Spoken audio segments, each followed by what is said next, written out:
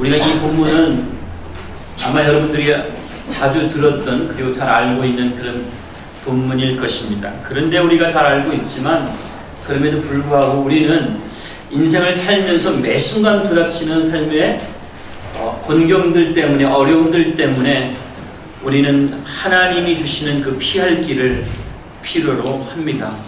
그런 면에 있어서 오늘 이 말씀 통해서 여러분들이 피할 길을 주시는 하나님을 통해서 여러분의 인생이 정말 단단하게 그리고 믿음 안에서 잘 살아가기를 축원합니다. 최근에 우리 성도들의 삶이 여러 가지로 어렵습니다. 제가 최근에 들은 이야기들이 보면 여기저기서 너무너무 어려운 말씀들을 저에게 하고 있습니다. 벗기고 벗겨도 그 매운 그 속이 계속 나오는 그 양파 껍질처럼 그 삶의 어려움들이 한 번이 아니라 계속됩니다. 계속되는 이 어려움 때문에 여러분들이 눈물을 흘리고 있습니다. 이것이 단순히 1년 동안 있는 일이 아니라 만약에 이것이 내 평생의 삶의 내용이라고 한다면 그동안에 여러분들은 얼마나 많은 그런 눈물을 쏟았겠습니까? 그런데 여러분, 하나님이 우리에게 말씀하시는 것은 신자는 어려운 순간에도, 어려운 때에도 그 영혼이 지나치게 낙심하지 말아야 합니다. 신자는요, 그리스도의 생명이 있는 하나님의 자녀들은 힘들고 어려운 그 모든 상황 속에서도 그 영혼과 그 마음이 지나치게 낙심하고 상해서 하나님이 없다 하는 그런 세상 사람들과 같이 동일한 수준에서 살아서는 안 됩니다. 왜냐하면 하나님께서는요, 자신의 백성을 낮추시기는 해도 버리시지는 않기 때문에 그렇습니다. 하나님께서 우리를 사랑하사 우리의 인생에 선한 것을 주시기 위해서 우리를 일시적으로는 낮추십니다. 여러분이 지금 낮은 자리 가운데, 곤경 가운데 있다고 한다면 그것은요, 하나님이 여러분들을 버리셨다는 증거가 아니라 그것은 그 가운데에서도 역사하시는 하나님의 선하신 섭리를 우리가 누릴 수 있는 기회라고 하는 것입니다. 요한복음 14장 18절 말씀에 주님이 이렇게 말씀하셨습니다. 내가 너희를 고아와 같이 버려두지 아니하고 너희에게로 오리라. 우리 주님께서 우리를 향해서 하신 말씀입니다. 내가 너희를 고아와 같이 버려두지 아니하고 너희에게로 오리라. 그 말씀 그대로 주님께서는요, 오늘 주님의 자녀들, 주의 몸된 교회 가운데 함께 하십니다. 그래서 우리가 인생을 홀로 살아가도록 하시지 않습니다. 우리가 인생의 문제를 홀로 풀어가도록 하지 않습니다. 주님께서는 우리가 주와 더불어 동행하는 삶을 통해서 하나님이 주신 인생의 선한 것들을 기쁨으로 누리도록 하십니다. 여러분, 모든 어려움이라고 하는 것은 그런 면에 있어서 두 가지 기회를 의미합니다. 여러분의 삶에 어려움이 온다면 그것은 우리에게 두 가지 기회를 말합니다. 첫 번째는 그 어려움이라고 하는 것은 하나님이 우리를 축복하시는 기회입니다. 하나님이 여러분을 사랑하사 여러분을 축복하시는 기회가 고난이라고 하는 것입니다. 창세기 22장에 보면 하나님께서 아브라함에게 그 아들 이삭을 바치라고 하는 그런 말씀을 하십니다. 그런 요구를 하십니다. 그때 여러분, 아브라함이 참 힘들고 어렵고 고통스러운 가운데 있었겠지만 그럼에도 불구하고 하나님의 말씀에 순종하게 될 때 그때 하나님께서 아브라함의 그 모든 행위를 중지를 시키시고 말씀하시기를 내가 이제야 너가 하나님을 경외하는 줄 알겠다라는 이런 말씀을 하십니다. 여러분, 하나님은요, 전능하실 뿐만 아니라 하나님은 전지하신 분이에요. 하나님은 모든 지식에 충만하신 분이에요. 하나님은 과거와 현재와 미래를 통틀어 하나님은 모든 지식을 가지고 계신 분이에요. 하나님은요, 우리와 달라서 하나님은 사람의 심령을 꿰뚫어 보시는 분이세요. 그런데 그런 하나님께서 아브라함이 하나님을 경외하는 줄을 모르셨을까요? 그래서 아브라함이 하나님을 경외하는 것을 하나님이 좀 알고 싶어서 그 아들을 드리도록 그렇게 했을까요? 하나님은요, 모든 것을 알고 계십니다. 그런데 여러분, 하나님이 지금 말씀하시는 내가 이제야 너가 하나님을 경외하는 줄 알겠다 라고 하는 이 말씀은 누구를 위한 말씀입니까? 그것은 바로 아브라함을 위한 믿음의 축복의 말씀입니다. 아브라함의 믿음은 지금까지는 말씀도 듣고 성경 공부도 하고 여러 가지 어떤 그런 것들을 접했겠지만 어떤 면에 있어서는 자기의 가장 소중한 것을 하나님께 드리는 그런 믿음의 참된 경험을 하지 못한 그런 상태였을 수 있습니다. 자, 그런 면에 있어서 하나님은요, 이제 아브라함의 믿음을 하나님께서 자기 자신 안에서만이 아니라 아브라함의 믿음을 따라서 살아야 되는 역사 속에 등장하는 모든 주의 백성들을 위하여 하나님께서는 아브라함에게 그 어려움의 순간을 허락하신 겁니다. 이제 하나님으로부터 여러분들이 여러분의 신앙이 어떤지, 여러분의 상태가 어떤지 여러분이 스스로 판단을 할 때가 있지만 그 판단이 항상 정확한 것은 아닙니다. 그런데 만약에 하나님께서 여러분에게 나타나셔서 이렇게 말씀하십니다. 이제서야 너가 나를 경외하는 줄 알겠다라고 주님께서 직접 그렇게 말씀하신다면 다른 그 누가 이야기하더라도, 심지어 여러분이 참 신뢰하는 영적인 지도자가 이야기할지라도 아마 여러분은 그래도 나는 아닌데 라고 생각이 될지 모르겠지만 하나님께서 너가 나를 경외하는 줄 알겠다. 하나님으로부터 그 믿음이 어떻게 돼요? 하나님으로부터 그 믿음이 칭찬받게 되는 그런 내용입니다. 사랑하는 여러분, 고난은요, 우리 인생의 어려움, 그것은 하나님이 우리를 버리신 증거가 아니라 그것은 하나님께서 우리의 믿음을 단련시키시고 우리의 믿음을 그런 화석화된 굳은 믿음이 아니라 참된 하나님을 향한 인격적인 반응으로 나아가는 그런 믿음으로 이끄는 축복의 기회입니다. 또 여러분, 야고보서 1장 2절부터 4절 말씀에 이런 말씀이 있습니다. 내 형제들아, 너희가 여러 가지 시험을 만나거든 온전히 기쁘게 여기라. 시험은 내가 선택해서 받는 것이 아니라 사실 내가 원치 않는 여러 가지 종류의 예상하지 못했던 방식으로 내가 상상하지 못했던 시간에 그렇게 다가오는 경우들이 많습니다. 그때에 종류에 관계없이 그 모든 시험들을 이길 수 있는 길은 온전히 기쁘게 여기는 것입니다. 왜냐하면 이는 너희 믿음의 시련이 인내를 만들어내는 줄 너희가 알미라. 인내를 온전히 이루라. 이는 너희로 온전하고 구비하여 조금도 부족함이 없게 하려 함이라. 온전하고 구비하여 조금도 부족함이 없다라고 하는 것은 무엇입니까? 이것은 완전이라고 하는 개념이 아니라 이것은 성숙해진 하나님의 뜻을 따라 점점 그 인격과 삶이 성장하고 성숙해지는 것을 말씀하고 있습니다. 사랑하는 여러분, 여러분이 어려운 일을 만나게 될 때 기억해야 될 것은, 그것을 왜 우리가 기쁨으로 받아야 되는가 하면 그것이 바로 여러분을 성숙하게 하는 하나님의 축복의 기회이기 때문에 그렇습니다.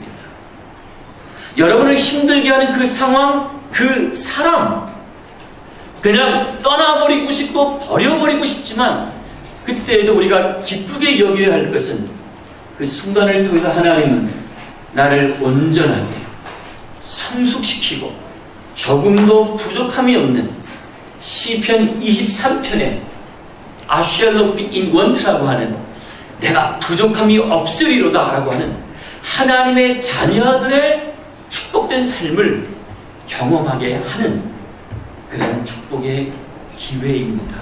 성숙의 기회입니다. 또 야고보서 1장 12절 말씀에 보면 시험을 참는 자는 복이 있나니 이는 시련을 견디어낸 자가 주께서 자기를 사랑하는 자들에게 약속하신 생명의 멸류관을 얻을 것이기 때문이다. 잘 참는 자는 복이 있는데 어떤 복이 있느냐라고 할 때 생명의 복이 있는데 생명의 복이 가지고 있는 것 중에 가장 완전한 형태가 뭐냐면 멸류관, 이 영광스러움, 그리스도의 생명이 우리 안에 있는 것에 완전한 영광된 상태를 우리가 누리게 되는 것입니다. 우리가 지금 예수를 믿어도 우리는 지금 성화의 과정 가운데서 우리는 예수 믿는 것의 영광과 기쁨이 무엇인지 사실 잘 모르고 그냥 여전히 그저 이 땅에서 주어지는 떡 하나에서 기쁨을 누리는 정도에서만 살고 있단 말이죠. 그런데 시험을 잘 참고 견디는 자는 어떻게 돼요? 하나님이 그를 사랑하는 모든 자들에게 약속하신 그 생명의 완성된 영광을 누리도록 하나님께서 복을 주신다는 말씀입니다. 여러분이 하나님의 영광을 누리고 맛보고 경험하는 그런 기회가 바로 시련이라고 하는 겁니다. 자, 이 어려움이 주는 두 번째 이유는 뭐냐면요. 이것이 우리에게 주는 기회라고 하는 두 번째 이유는 뭐냐면 사단이 우리를 유혹하여 넘어뜨리려는 기회라고 하는 겁니다. 여러분, 우리의 삶에 있는 어려움은요, 하나님 편에서 우리를 축복하시는 기회이기도 하지만 사단 편에서 우리를 넘어뜨리려고 하는 기회이기도 합니다. 마태복음 4장 1절 말씀에 그때 예수께서 성령에게 이끌려 마귀에게 시험을 받으러 광야로 가사, 예수 그리스도의 시험 당하심은 앞으로 시험 당할, 그리고 예수 그리스도 이전에 존재했던 하나님 백성들의 모든 시험을 대신하시는 그런 구속사적인 그런 복된 행위입니다. 그런 복된 시험입니다. 여러분, 예수께서 성령에게 이끌려 마귀에게 시험을 받으러 가셨다면 사실 인간의 연약한 현실 속에서 죄된 본성 속에서 하나님의 거룩함을 생각하기보다는 이 땅에 있는 것들에만 관심을 가지고 있는 우리들은 얼마나 자주 마귀에게 시험을 받겠습니까? 사랑하는 여러분, 우리가 시험을 받을 때, 어려움에 처할 때 기억해야 될 것은 하나님이 우리를 축복하시는 기회이기도 하지만 그 순간에 마귀도 우리를 넘어뜨리려고 그 기회를 사용한다는 겁니다. 그래서 여러분, 야고보서 1장 14절에 이렇게 이야기합니다. 오직 각 사람이 시험을 받는 것은 자기 욕심에 끌려 미혹됨이니 욕심이 잉태한 즉 죄를 낳고 죄가 장성한 즉 사망을 낳느니라. 각 사람이 시험을 받는 것은 자기 욕심에 끌려서 시험을 받는 겁니다. 여러분, 그 시험을 받을 때에 우리를 미혹하고 유혹하는 사단에게 여러분들이 넘어가서 그래서 죄를 낳고 죄가 장성함으로 사망에 이르는 그런 가슴 아픈 비참한 일들이 없기를 바랍니다. 여러분, 우리가 최근에 겪는 어려움들은 각 사람이, 여러분들 각자가 가지고 있는 어려움들 종류가 다 다르지만 그것은 하나님이 우리를 정결하게 하시고 하나님이 우리를 깨끗하게 하시고 하나님이 우리를 축복하시는 그런 기회도 되고, 사탄이 우리를 무너뜨려서 여러분으로 하여금 절망하고 낙심하고 그래서 어두운 가운데 처하면서 하나님을 원망하는 인생으로 그렇게 끌고 가려는 그런 기회도 됩니다. 여러분, 이런 삶의 어려움들을 우리가 피해갈 수 있다면 정말 좋겠지만 이런 삶의 어려움들을 피해갈 수 있는 현실 속에서 숨쉬고 살아가는 사람들은 아무도 없습니다. 오늘 1절에 바울이 이렇게 말합니다. 형제들아, 나는 너희가 알지 못하기를 원하지 아니하노니. 분명하게 알라는 거예요. 무엇을 알아야 되느냐? 우리 조상들이 다 구름 아래에 있고 바다 가운데로 지나며 모세에게 속하여 다 구름과 바다에서 세례를 받고. 여러분, 여기 나오는 구름은 무엇입니까? 구름은 이스라엘 백성들이 광야에서 이집트에서 탈출하여 나와서 지금 가나안 땅에 들어가는 그 광야의 여정 가운데서 구름 기둥 아래 하나님의 보호하심을 받은 것을 말합니다. 바다는 무엇일까요? 여러분이 상상 한번 해보시죠. 바다는 무엇일까? 이스라엘 백성들이 탈출했을 때 그들 앞에 놓여있던 첫 번째 어려움이 무엇이었습니까? 그것은 바로 홍해라고 하는 이 레드시라고 하는, 여러분 여기 나오는 바다 가운데로 지나간다는 말은 바로 이스라엘이 홍해 바다를 건너간 것을 말합니다. 즉 여러분 여기 나오는 우리 조상들이 다 라고 하는 이 말 있죠. 다 구름 아래에 있고 다 바다 가운데로 지나갔다. 모세에게 속하여 다 구름과 바다에서 세례를 받았다라고 하는 이 말씀은요, 이스라엘 백성들이 예외 없이 하나님의 은혜를 경험했다는 말도 되지만 하나님의 은혜를 필요로 할 만큼 한 사람도 예외 없이 다 고통했다는 뜻입니다. 한 사람도 예외 없이 애굽 군대의 공격 아래 그들이 다 죽음의 위험 가운데 고통했다는 말입니다.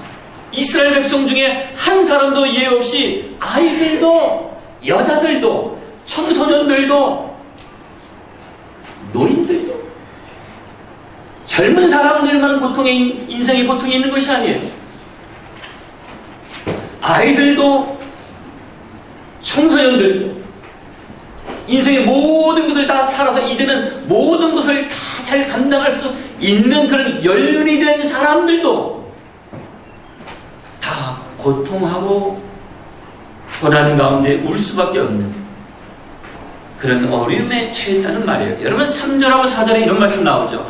다 같은 신령한 음식을 먹으며 다 같은 신령한 음료를 마셨으니, 이 말씀은 무슨 뜻입니까? 신령한 음식은 뭐예요? 신령한 음식은 어떤 스피리추얼한 어떤 그런 음식일까요? 여러분 여기 나오는 신령한 음식은요, 광야 생활 40년 동안 하나님이 이스라엘 백성들의 육신의 필요를 채워주기 위하여 하나님이 주신 만나와 메추라기를 말합니다.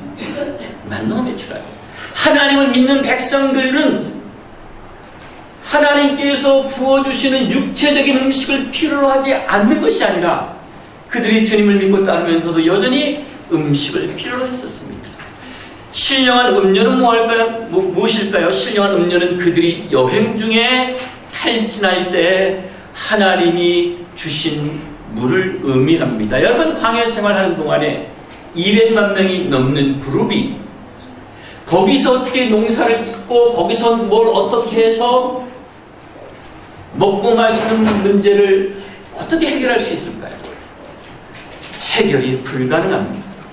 그래서 여러분 그들의 광야 생활 40년은 굉장히 고통스러운 그런 생활이었지만 그 가운데 하나님께서 그들의 생명을 40년간 또한 공급하셨다는 그런 뜻도 됩니다. 즉 그들은요 하나님의 기적적인 섭리가 아니고서는 생존할 수 없었던 사람들입니다. 하나님이 택하신 민족이라 먹고 사는 문제의 어려움이 하나도 없었어야 되는데, 하나님이 택하신 민족인데 내가 예수 믿어 하나님의 자녀가 됐는데 왜 나의 삶에는 여전히 어려움이 있습니까? 그렇게 질문하는 사람들에게 하나님은요 이 이스라엘 백성들의 광야의 이 고통의 상황을 지금 알기를 원하시는 겁니다. 사랑하는 여러분, 이 세상에 어려움이 없는 직업이 있을까요? 혹시 여러분 가운데 어려움이 없는 직업이 있을까요? 우리 최근에 박범석 집사가 임충희 집사와 같이 일을 하는데, 목사님 천국이에요. 천국이에요. 전에 일을 할 때는 그래도 좀 많이 힘들었던 것 같은데 요즘에 임충희 집사하고 일을 하면서 사장님이 너무 좋아서 그런지 천국이 되는 거예요. 너무너무 좋대요. 임충희 집사님, 천국만 보여주지 마시고 사랑하는 여러분, 이 세상에 어려움이 없는 직업이 없어요. 어려움이 없는 사업이 없어요. 어려움이 없는 학업이 없어요. 다 어렵습니다. 어려움이 없는 가정이 있을까요? 여러분, 어려움이 없는 가정이 있을까요? 어제도 우리 이민수 형제하고 광란 형제는 결혼을 했지만 우리가 다 축하해줬지만 그래서 그렇게 기쁜 마음으로 그렇게 매일같이 결혼식 하듯이 그렇게 살 수 있을까요? 어려움이 없는 가정 한 가정도 없습니다. 여러분, 어려움이 없는 교회가 있을까요? 교회 가운데 이 땅에 존재하는 모든 주님의 참된 교회 가운데 어려움이 없는 교회가 있을까요? 사랑하는 여러분, 모든 인간은요 다 죄 아래 있다고 하나님의 말씀은 분명하게 선언합니다. 모든 인간이 다 죄 아래 있는 것만큼이나 여러분, 모든 인생은 다 부름 아래 있습니다. 우리 모두는 다 지금 바다 가운데로 지나가고 있습니다. 이 말은요, 우리가 지금 인생의 아픈 눈물을 흘릴 수밖에 없는 그런 고난 가운데도 있지만 동시에 그 고난 중에도 사망의 음침한 골짜기 가운데도 함께 동행하시는 주의 지팡이와 막대기가 있다고 하는 이 복된 사실을 우리에게 말씀하고 있는 겁니다. 2014년 이후 여러분, 우리는 특별히 이 퍼스에 있는 우리는 모두 힘들고 어렵습니다. 강산 경기가 침체한 이후로 이제 우리 모두는 크든 작든 이 경제적인 어려움 때문에 다들 힘들어하고 삶이 어렵습니다. 예수를 믿든 안 믿든, 내가 기도를 하든 안 하든, 내가 하나님 앞에 신실한 사람이든 혹은 약간 엉터리 같은 사람이든 관계없이 여러분, 우리 모두는 지금 그 어려움을 겪고 있습니다. 여러분의 통장 가운데 그 풍성함이 보장된 사람이 몇 명이나 될까요?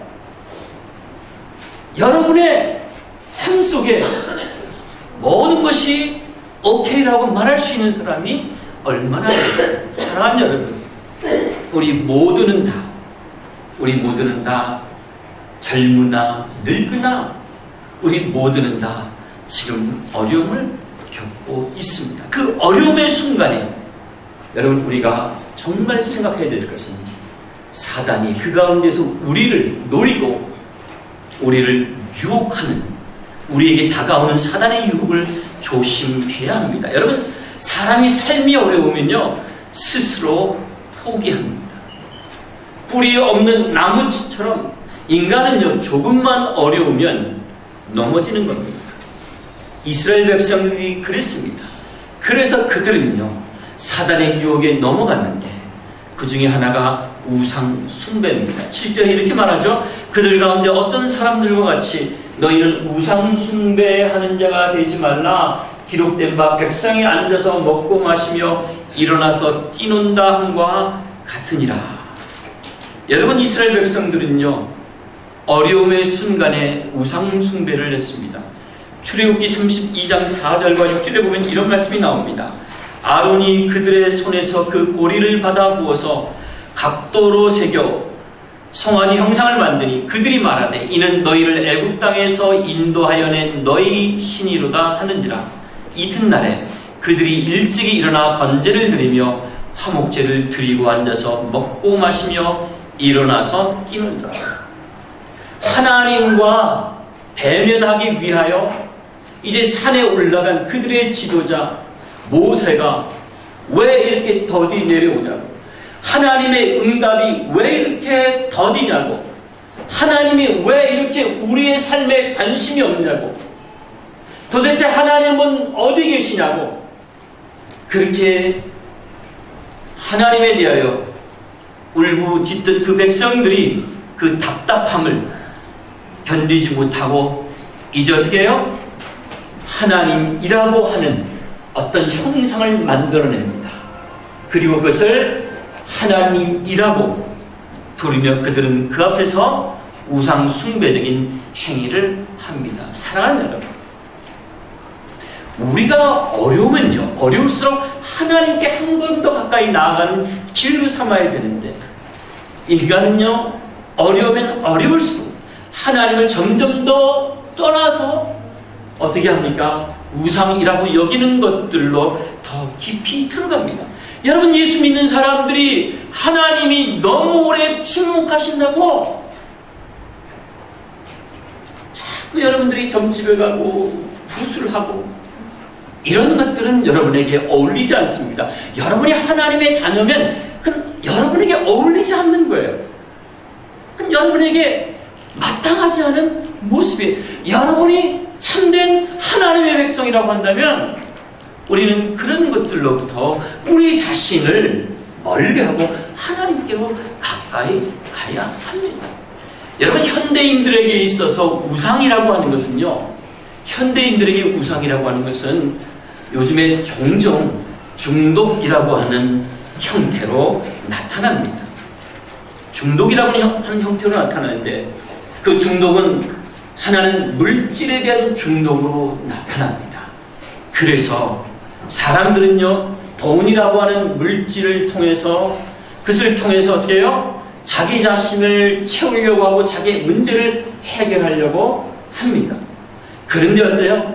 그것들이 우리를 완전하게 채워주지 못하기 때문에 그 돈이 우리의 삶에서 사라지기 전까지는, 완전히 사라지기 전까지는 우리는 돈을 벌면 벌수록 더 갈구하게 되고 더 원하게 되고, 처음에는 그냥 자 하나만 있으면 좋겠다라고 생각했는데 그 다음에 2개가 있으면 내가 뭔가 해결되겠다고 생각하고, 그 다음에 또 3개까지 얻어가지고 어떻게 해요?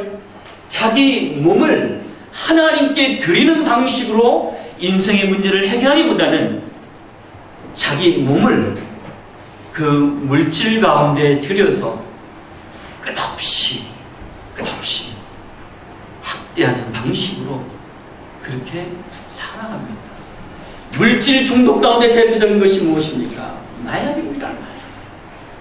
여러분들은 아마 마약을 하시지 않겠지만 제가 종종 내시경을 합니다. 종종 내시경을 하는데 그 수면 내시경 할 때의 그 느낌 있죠? 혹시 여러분들은 잘 모르시겠지만 저는 이 수면 내시경 할 때에 이렇게 그 마취할 때에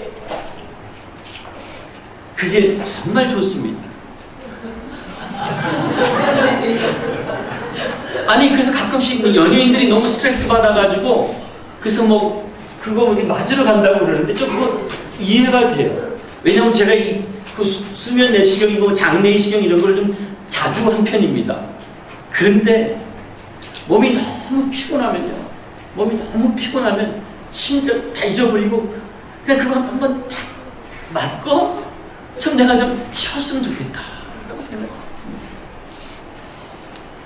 사랑하는 여러분, 인간의 욕구는요, 무한하도록 하나님이 지으시지 않았어요. 인간의 욕구는요, 밥을요, 하루에 3번만 먹으면 채워지도록 하나님이 그렇게 만드셨어요. 3번만 먹으면 돼요. 그런데 뭐예요?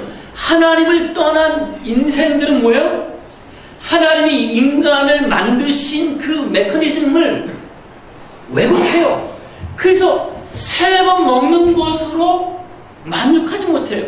우리의 마음만이 아니라 우리의 몸이 그렇게 이미 세팅이 되어 있어요. 우리의 몸 자체가. 그래서 끊임없이 채워질 때까지, 그러나 금방 채웠는데 또 원하고 또 원하는 것. 하나님은요, 우리가 24시간 잠을 자도록 하시지 않았습니다. 하나님은요, 우리에게 필요한 것들, 그러니까 우리가 필요한 것을 구하는 정상적인 욕구를 죄라고 하면 안 돼요. 그런 것들은 우리에게 필요한 거예요. 그러나 무엇이 중독이 되느냐?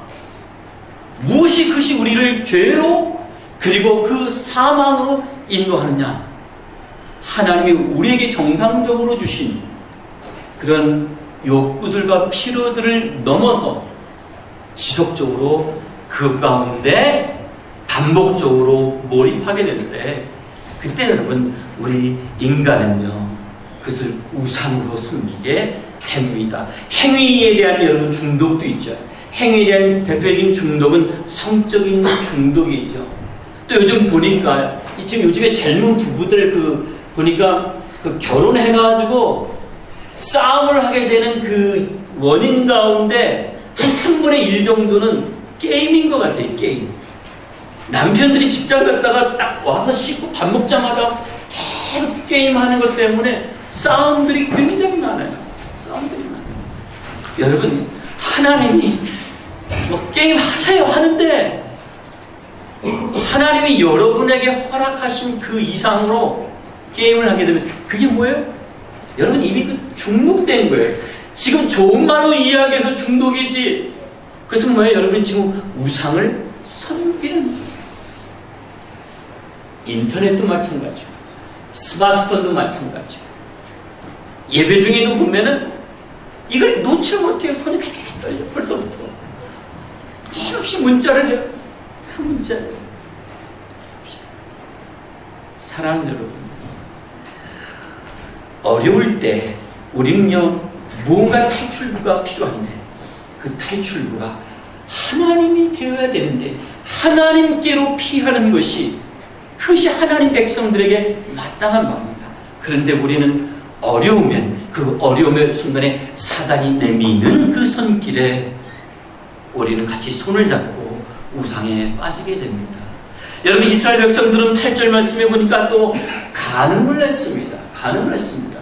그들 중에 어떤 사람들이 음행하다가 하루에 23,000명이 죽었나니 우리는 그들과 같이 음행하지 말자. 여러분 사람들이 말하기를 어떻게 하나님이 그 23,000명씩이나 그렇게 죽이냐라고 할 수 있겠지만 여러분 23,000명이 죽었다는 이야기는 뭐예요? 23,000명이 집단적으로 그들의 공동체 전체가 타락한 성적인 악한 일을 반복적으로 했다는 뜻이에요.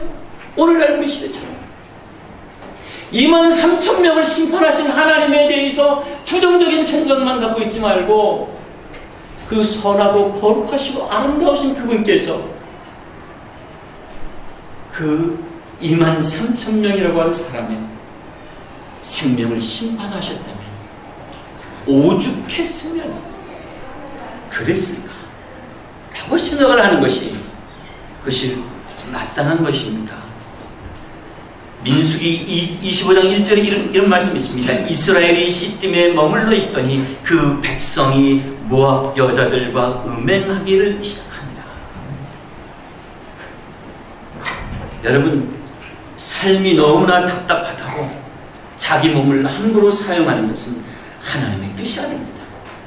사랑하는 여러분, 여러분의 몸은 여러분의 것이 아니라 하나님의 것입니다. 그리고 여러분의 몸은 여러분과 함께 한 몸이 되어서 하나님을 영원토록 찬송하기 위하여 하나님이 주신 혹은 앞으로 주실 여러분의 남편과 아내의 것입니다.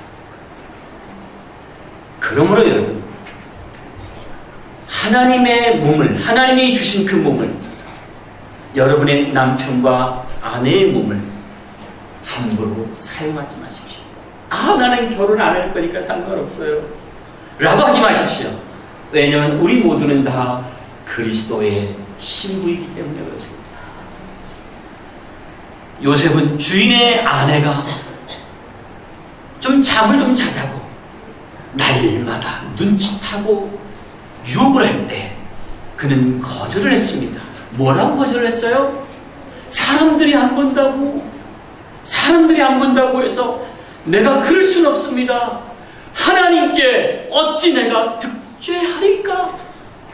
어떻게 내가 하나님 앞에 사람은 없어서 사람에게는 비밀로 갈 수 있을지 몰라도 우리와 함께 하시는 하나님 앞에서는 내가 그럴 수가 없습니다. 사랑하는 여러분, 최근에 제가 읽은 책 가운데 하나님을 욕망하라 라고 하는 그런 책이 하나 있습니다. 사랑하는 여러분, 하나님은 우리에게 주신 욕구를, 우리에게 주신 당연한 성적인 욕구를 하나님이 주신 그 아름다운 그 울타리 안에서 여러분들이 누리시길 바랍니다.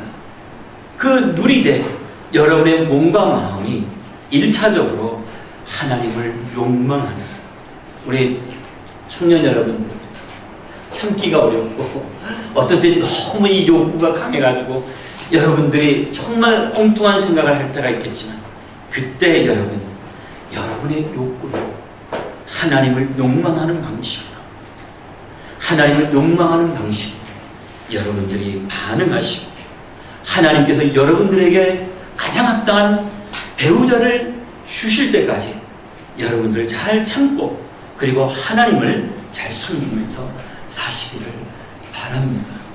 여러분, 이스라엘 백성들은요, 9절과 10절 말씀에 보니까 또 불신하고 원망하는 그런 유혹 가운데 넘어졌습니다. 9절과 10절이 이렇게 말하죠. 그들 가운데 어떤 사람들이 주를 시험하다가 뱀에게 멸망하였나니 우리는 그들과 같이 시험하지 말자.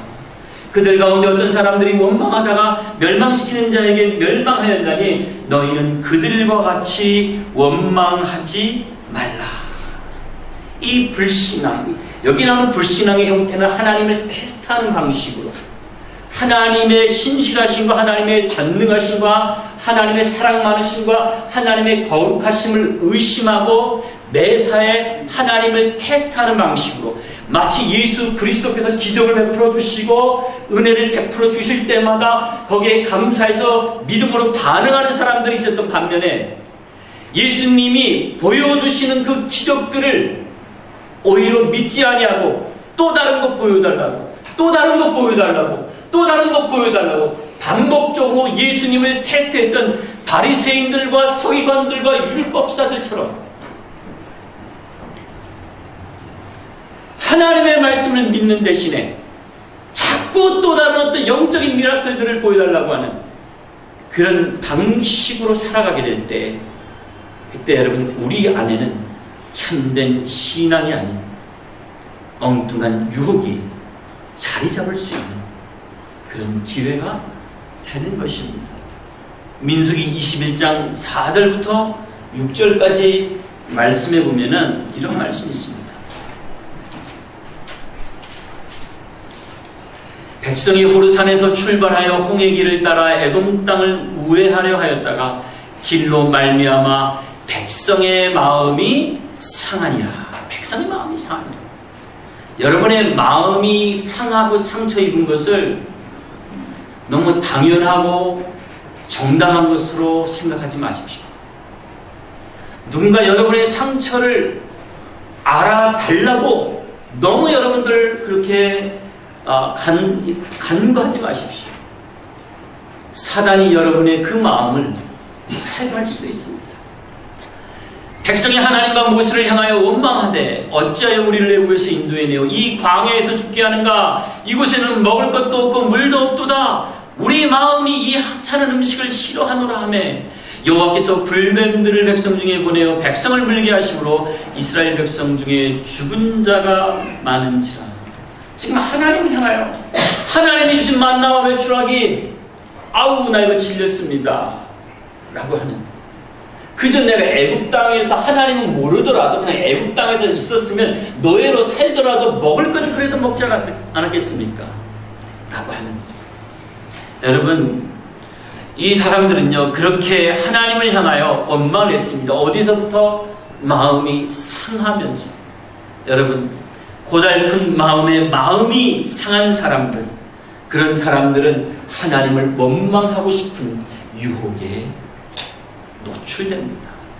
그 유혹에 빠지기가 쉽습니다.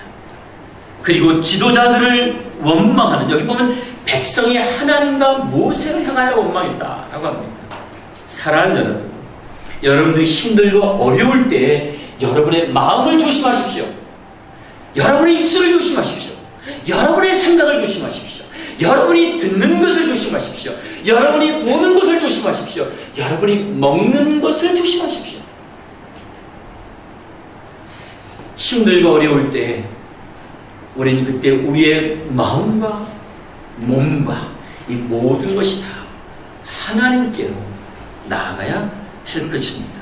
사랑하는 여러분, 우상숭배와 간음과 불신과 원망은 우리가 정말 조심해야 하는 유혹입니다. 왜냐하면 그 결과가 멸망이기 때문입니다. 민수기 21장 6절에 있는 말씀처럼 여호와께서 불뱀들을 백성 중에 보내어 백성을 물게 하심으로 이스라엘 백성 중에 죽은 자가 많은지라.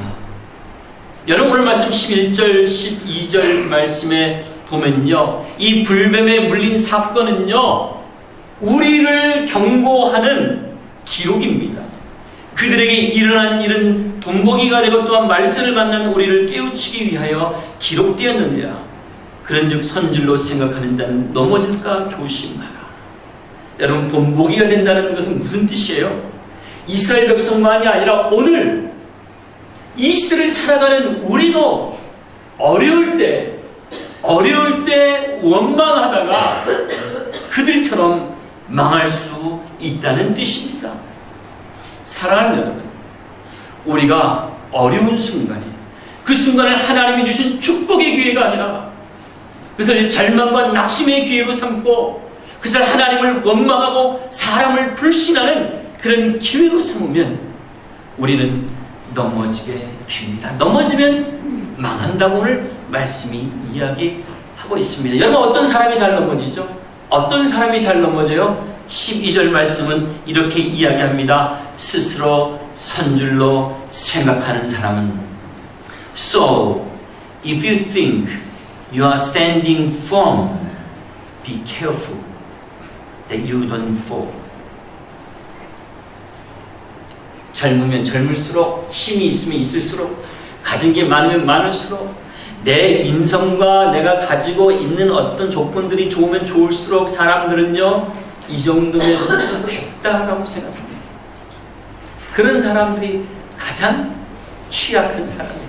그런 사람들이 가장 넘어지기 쉬운 사람입니다. 여러분, 사람은요, 피조물은요, 오직 전능하신 창조주 하나님의 은혜로만 사는 존재입니다. 오직 의인은 믿음으로 말미암아 살리라.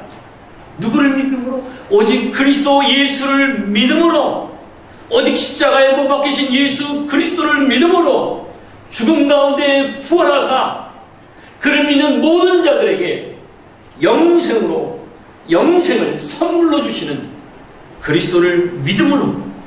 사랑하는 여러분, 우리 가운데 단 한 사람도 스스로 설 사람이 없습니다. 어떤 인간도, 어떤 환경도, 어떤 행복도, 어떤 것도 우리의 삶을 완전하게 보장하지 못합니다. 그러므로 결론적으로 주님 우리에게 말씀하십니다. 그러므로 너희는 오직 하나님만 의지하라.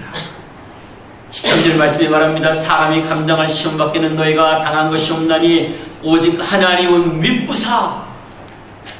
하나님은 믿부사. 하나님은 믿부다는 게 무슨 뜻이에요? 하나님은 and God is faithful. faith, 믿음으로 충만, 믿을 만한 분이에요. 이 세상에 진짜 믿을 만한 존재가 누가 있어요? 하나님 한 분 외에는 없어요. 하나님 한 분 외에는 우리가 믿고 의지할 수 있는 그런 존재가 없습니다. 하나님은 믿으신 분입니다. 하나님은 감당치 못할 시험당함을 허락하지 아니하십니다. 이 말은 무슨 뜻이에요? 그것은요, 그 환경이나 조건 자체가 감당하지 못할 그런 시험이 아니라는 뜻이 아니에요. 아무리 작은 가시라고 해도요, 저는요, 아무리 작은 가시도 아파요. 여러분 견디시나요? 저는요, 요만한 가시 하나 들어오면요, 저는 아파가지고 꼼짝을 못해요. 요즘엔 진짜 눈이 나빠가지고 그거 하나 빼려면 진짜 힘이 들어요. 우리가 감당하지 못할 시험당함을 허락하지 않는다는 뜻은 아주 자그마한 것만 주신다는 그런 뜻이 아니에요. 내가 가지고 있는 능력과 체력에 맞는 것만 주신다는 그런 뜻 정도가 아니에요. 이것은 뭐예요? 어떤 우리가 감당하지 못할 만한 어떤 종류의 시험과 어려움과 고난이라 할지라도 God is faithful. 하나님은 신실하시다. 하나님은 위대하시다. 하나님은 전능하시다. 우리의 문제를 해결하는 방식은 우리의 영적인 건강을 튼튼하게 하는 데도 있지만은 그것보다 훨씬 더 본질적으로 하나님이, 전능하신 하나님이 우리의 생명을 붙잡고 있습니다. 사랑하는 여러분, 하나님이 신실하시고 하나님이 믿을만하시고, 여러분의 체력을 믿지 마세요. 여러분의 돈을 믿지 마세요. 여러분의 젊음을 믿지 마세요. 여러분의 연륜을 믿지 마세요. 여러분이 가지고 있는 그 어떤 것도, 그것도 전능하신 하나님과, 그리고 신실하시고 살아내신 하나님과 비교할 것은 없습니다. 오직 하나님, 그분만이 우리가 믿고 의지할 뿐입니다. 하나님은 그래서 피할 길을 우리에게 주셨습니다. 요셉에게 시험이 왔을 때 요셉의 피할 길은 그래서 하나님이었습니다. 아브라함에게 어려움이 왔을 때 아브라함이 피할 길은 무엇이었습니까? 하나님이 예비하신 양이었습니다. 애굽에 있던 이스라엘 백성들이, 그들이 피할 길은 바로 어린 양의 피였습니다. 어린 양의 피를 문인방과 문설주에 바르는 것을 통해서 그들은 그 재난의 밤에 오히려 하나님 백성으로서의 영광을 누렸던 것입니다. 그래서 여러분, 세례 요한은 요한복음 1장 29절에서 이렇게 말합니다. 이튿날 요한이 예수께서 자기에게 나오심을 보고 가로되, 보라, 세상 죄를 지고 가는 하나님의 어린 양이로다. 예수 그리스도가 하나님의 어린 양입니다. 예수 그리스도께서 바로 우리를 위하여, 고난당하는 우리를 위하여 주신, 하나님이 예비하신 하나님의 구원입니다. 사랑하는 여러분, 우리의 죄와 삶의 질고를 지고 가신 하나님의 어린 양은 예수 그리스도입니다. 예수님은 하나님이 주신 피할 길이십니다. 환난 중에 고통하는 자녀들을 위해 주신 은혜입니다. 누구든지 예수님께로 피하는 자마다 구원을 얻을 것입니다. 사랑하는 여러분, 예수님을 믿으시기 바랍니다. 예수님을 믿으시기 바랍니다. 예수 그리스도께서 유일한 오직 한 길입니다. 생명의 길이요 구원의 길입니다. 여러분들이 힘들고 어려운 고난의 순간에 여러분의 마음과 여러분의 몸과 여러분의 모든 것을 그리스도 예수께 맡기시기 바랍니다. 예수 이름으로 하나님께 나오시기 바랍니다. 내 이름으로 무엇이든지 내게 구하면 내가 행하리라. 요한복음 14장 14절에 약속하셨습니다. 사랑하는 여러분, 제가 로마서를 쭉 강의하다가 갑자기 이 고린도전서를 오늘 가지고 온 이유가 무엇입니까? 힘들다고 하는 사람들이 한두 사람이 아닙니다. 제가 목사로서 여러분들이 무언가를 해줄 수 있는 능력이 없습니다. 우리 모두 다 아는 것처럼 우리 교회가 무언가를 해결해 줄 수 있는 그런 부함이 있는 교회가 아닙니다. 우리 모두가 다 힘들고 어려운 다 통일한 구름과 바다 가운데 지금 지나가고 있습니다. 무엇으로 도울 수 있을까요? 믿을 만한 하나님, 전능하신 하나님, 우리의 피난처가 되신 하나님, 사랑하는 여러분, 이 하나님께 여러분들이 직접 나아가서 예수의 이름으로 피하고 구하고 도움을 요청하시기 바랍니다. 기도하겠습니다. 하나님 아버지, 감사합니다. 우리의 피할 길이 되어주시고 우리의 요새가 되어주시고 우리의 구원이 되어주신 예수 그리스도로 인하여 감사를 드립니다. 주님, 사랑하는 성도들이 삶에 많은 어려움이 있습니다.